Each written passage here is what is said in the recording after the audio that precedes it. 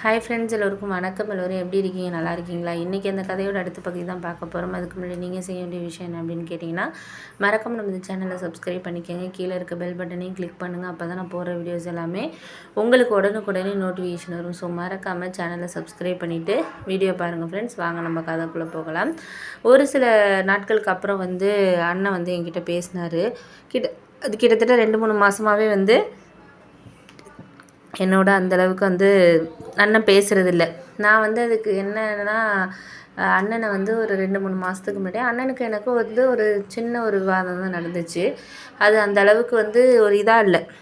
என்ன மாதிரினா, ஒரு சில விஷயங்களை நம்ம பார்க்குறதுக்காக இருந்தாலும் சரி, ஒரு சில விஷயங்களில் நம்ம ஒரு முடிவு எடுக்கிறதுக்காக இருந்தாலும் சரி, அதை நம்மளால் இது பண்ண முடியாத மாதிரியான ஒரு சூழ்நிலையில் தான் இருந்துச்சு. அது எதுக்காகனா, என் தங்கச்சி கல்யாணத்துக்காக தான் ஒரு ஆர்கியூமெண்ட் ஆணுச்சு. அதாவது தங்கச்சிக்கு ஒரு மாப்பிள்ளை பார்த்துருந்தோம். அதுக்கு நகை செய்கிறதுக்கு மாப்பிள்ளை வீட்டிலேருந்து ஓரளவு நிறைய எதிர்பார்த்தாங்க. அண்ணன் சொன்னாங்க இது மாதிரி எதாக இருந்தாலும் செஞ்சு நம்ம கல்யாணம் பண்ணி கொடுக்க வேண்டியது நம்ம கடமை அப்படின்னாங்க.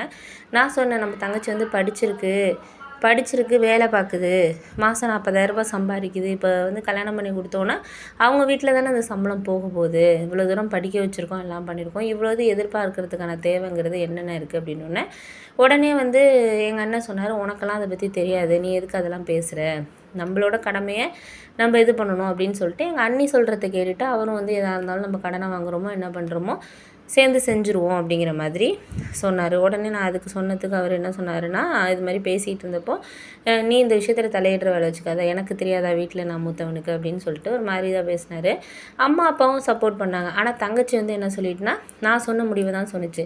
கல்யாணத்துக்கு முன்னாடியே இவ்வளோ தான் அவங்க டிமாண்ட் பண்ணுறாங்க அப்படின்னா, அதுக்கப்புறம் நாளை பின்ன நிறைய விஷயங்கள் பண விஷயமா இருந்தாலும் சரி, வேறு ஏதாச்சும் நம்மள்ட்ட கேட்டாங்கன்னா நம்மளால் அதை கொடுக்க முடியாத சூழ்நிலையில் அவங்க வீட்டுக்கும் நம்ம வீட்டுக்கும் தேவையில்லாத ஒரு இது இருக்கும். எங்களுக்குள்ளேயும் வாழ்க்கைங்கிறது ஒரு சந்தோஷமாக நகராது.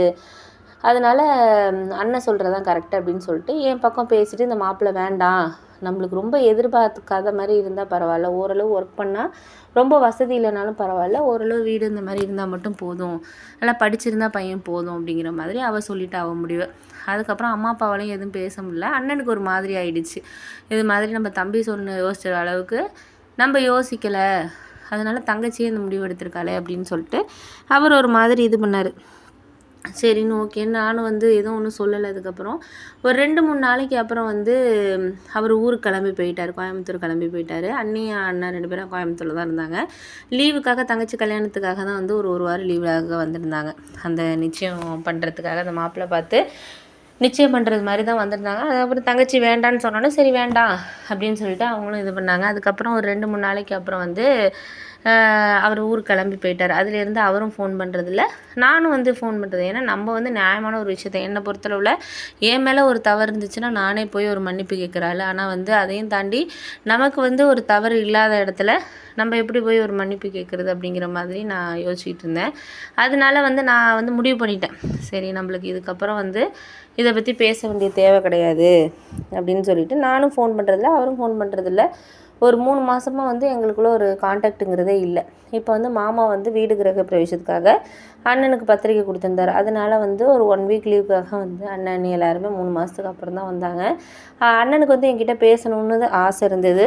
ஆனால் அவர் பழைய நடந்த விஷயத்தையெல்லாம் யோசித்து பார்த்துக்கிட்டு அவர் இது பண்ணிக்கிட்டு இருந்தார். அதனால் நான் என்ன சொன்னேன்னா, நீங்கள் அதெல்லாம் யோசிச்சுட்டு இருக்காதீங்க, எதாக இருந்தாலும் என்கிட்ட பேசுங்கண்ணே அப்படிங்கிற மாதிரி, பழைய மாதிரி நீங்கள் பேசுங்க. நம்மளுக்குள்ள நிறைய விஷயங்கள் இது இருக்கும். ஆர்கியூமெண்ட்டுங்கிறது எல்லார் வீடுகளையும் நடக்கிறது தான். அதுக்காக ஒரு அண்ணன் தம்பிங்க பேசாமல் யாரும் போகிறது கிடையாது. நீங்கள் எதுக்கு அதெல்லாம் பற்றி பேசுகிறீங்க, விடுங்க அப்படின்னோடனே சரி. ஒரு 2-3 நாளைக்கு அப்புறம் நானும் இது பண்ணேன். அதுக்கப்புறம் தான் அண்ணன் பேசினார். சாரிடா, நான் அன்றைக்கி உங்ககிட்ட அது மாதிரி பேசியிருக்கக்கூடாது, நீ யோசித்த அளவுக்கு கூட நான் யோசிக்கலை, அண்ணி பேச்சை கேட்டுட்டு நான் பேசிட்டேன், என்னை மன்னிச்சிடுடா அப்படிங்கிற மாதிரி சொன்னோன்னே சரி ஓகே அப்படின்னு சொல்லியாச்சு. அதுக்கப்புறம் ஒரு 2-3 நாளைக்கு அப்புறம் தான் அண்ணன் பேசினோன்னே எனக்கு கொஞ்சம் ஹாப்பியாக இருந்துச்சு. ஏன் அப்படின்னா, என்ன தான் நம்ம நம்மளுக்குள்ள மனஸ்தாபங்கள் இருந்தாலும் அதை நம்ம வெளிப்படுத்திக்கிறதுக்கான ஒரு இடங்கிறது வீடு கிடையாது. ஒரு சொந்தக்காரங்க வர்றப்போ போகிறப்ப நம்ம ஒரு கல்யாண விசேஷம் இது பண்ணாலுமே ஒரு ஒன்றா சேர்ந்து பண்ணால் அதில் இருக்க சந்தோஷங்கிறது வேறு. அதனால் எங்கள் அண்ணன்ட்ட அதுக்கப்புறம் பேசினதுக்கப்புறம் தான் எனக்கு கொஞ்சம் ஹாப்பியாக இருந்துச்சு. அதுக்கப்புறம் பேசி இது பண்ணதுக்கப்புறம் வந்து ஓரளவு மனசும் எனக்கு கொஞ்சம் ரிலாக்ஸாக இருந்துச்சு.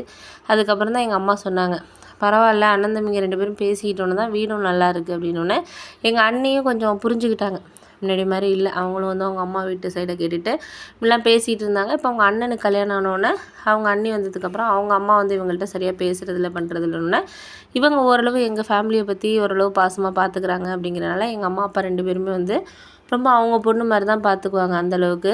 அப்போ கிரகப்பிரவேசத்துக்காக எல்லாம் கிளம்புறப்ப என்கிட்ட வந்து சாரி கேட்டாங்க. சாரி தம்பி, நான் தெரியாமல் அன்றைக்கி அந்த நேரத்தில் வந்து உங்கள் அண்ணனும் நானும் இப்படி பேசிட்டோம், சாரி அப்படின்னு சொன்னேன். விடுங்க, நீ ஏன் அந்த சாரியெல்லாம் கேட்டுட்ருக்கீங்க, நமக்குள்ளே என்னென்ன மன்னிப்பெல்லாம் விடுங்க அப்படின்னு சொல்லிவிட்டு அதுக்கப்புறம் நாங்கள் அந்த ஃபங்க்ஷனுக்காக கிளம்பி போனோம். போனதுக்கப்புறம் அங்கே ஒரு நல்ல விஷயம் நடந்துச்சு. அது என்னங்கிறத அடுத்த ஒரு பகுதியில் உங்ககிட்ட நான் சொல்கிறேன் ஃப்ரெண்ட்ஸ். தேங்க்யூ.